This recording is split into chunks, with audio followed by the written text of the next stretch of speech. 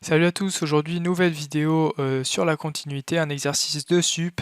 Donc l'énoncé est le suivant, on prend f une fonction continue de R dans R, on suppose que valeur absolue de f admet une limite finie en plus infinie. Il faut montrer qu'alors f admet une limite finie en plus infinie. Donc voilà, n'hésite pas à mettre sur pause, à chercher par toi-même. Je vais ensuite donner des indications pour simuler l'interaction avec le calleur. Et ensuite, je vais passer directement à la correction. Allez, donc on est parti pour les indications. Donc la première indication, c'est de faire une conjecture sur la limite de f de x en fonction de la limite de la valeur absolue de f de x. En fait, on sent bien que la limite de f de x pour x qui tend vers plus infini, ça va être plus ou moins la limite de la valeur absolue, parce que la valeur absolue va juste enlever le signe, donc bon, on sent que ça va être plus ou moins ça. Deuxième indication, il faut traiter le cas où la limite de la valeur absolue de f de x égale 0. Troisième indication, il faut écrire la définition de la limite quantifiée de la valeur absolue de f de x tend vers L pour x qui tend vers plus infini. Quatrième indication, je donne tout simplement la définition de la limite quantifiée de la question 3. Cinquième indication, il faut fixer epsilon strictement supérieur à 0 et le a qui lui correspond, et traiter le cas où f est positif sur a plus infini, puis le cas où f est négatif sur a plus infini. Et sixième indication, il faut montrer qu'il n'existe pas d'autre cas. Allez, donc on est parti pour la correction. Je prends f, une fonction de R dans R qui est continue. Je vais noter la limite pour x qui tend vers plus infini de la valeur absolue de f de x, je vais la noter L. Si L égale 0, eh bien le résultat qu'on doit prouver est évident, puisque la limite pour x qui tend vers plus infini de valeur absolue de f de x moins 0, ça vaut 0, donc de là on en déduit que f de x tend vers 0 en plus infini.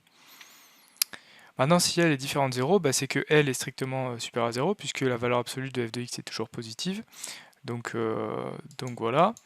Par définition quantifiée de la limite, eh bien, vu que valeur absolue de f de x tend vers L pour x qui tend à plus infini, j'obtiens cette définition quantifiée là. Donc pour tout epsilon à partir d'un certain rang, valeur absolue de f de x est coincée entre L moins epsilon et L plus epsilon, et j'appelle cette inégalité l'inégalité grand I. Or, pour tout x dans R, valeur absolue de f de x, c'est soit f de x si f de x est strictement supérieur à 0, soit moins f de x si f de x est inférieur ou égal à 0, bon, soit. Donc maintenant, l'inégalité obtenue grand I, elle devient f de x coincé entre L moins epsilon et L plus epsilon si f de x est toujours positif à partir d'un certain rang, donc sur A plus infini. Où f de x est coincé entre moins L moins epsilon et epsilon moins L si f de x est inférieur ou égal à 0 sur A plus infini. Donc si f reste toujours positif, j'ai f de x qui est coincé entre L moins epsilon et L plus epsilon, ce qui montre que en fait f de x tend vers L pour x qui tend vers plus infini. Ce qui n'est pas une grande surprise. Si f est positif, et que valeur absolue de f de x tend vers L, f tend vers L. Maintenant, si f est négatif, on va récupérer moins L. Effectivement, f de x est coincé entre moins L moins epsilon et epsilon moins L, ce qui montre que f de x tend vers moins L pour x qui tend vers plus infini.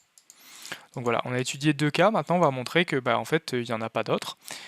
Si on n'est pas dans l'un ou l'autre des deux cas, je vais prendre epsilon strictement supérieur à 0, mais qui soit inférieur à L sur 2.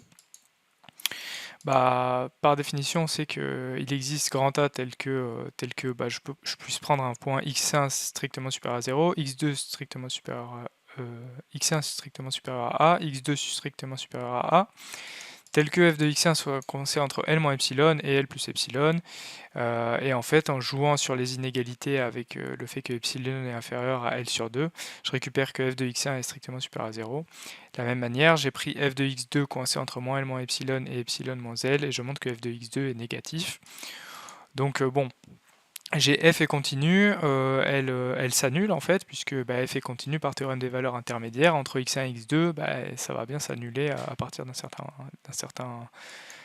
certain point. En un certain point, je veux dire. Donc comme f est continue, on peut utiliser le théorème des valeurs intermédiaires sur le segment x1, x2 pour obtenir qu'il existe un certain x3 strictement supérieur à a, tel que f de x3 égale à 0. Mais alors, ça contredit la définition quantifiée de la limite f de x3 moins L inférieur à epsilon. parce qu'effectivement, dans ce cas-là, on récupère, vu que f de x3 égale à 0, je récupère valeur absolue de L inférieure à epsilon, mais epsilon est plus petit que L sur 2. Donc valeur absolue de L plus petit que L sur 2, c'est absurde, ça fait 2L inférieur à 2 valeur absolue de L inférieure à L, c'est absurde. Donc sachant qu'elle est positive.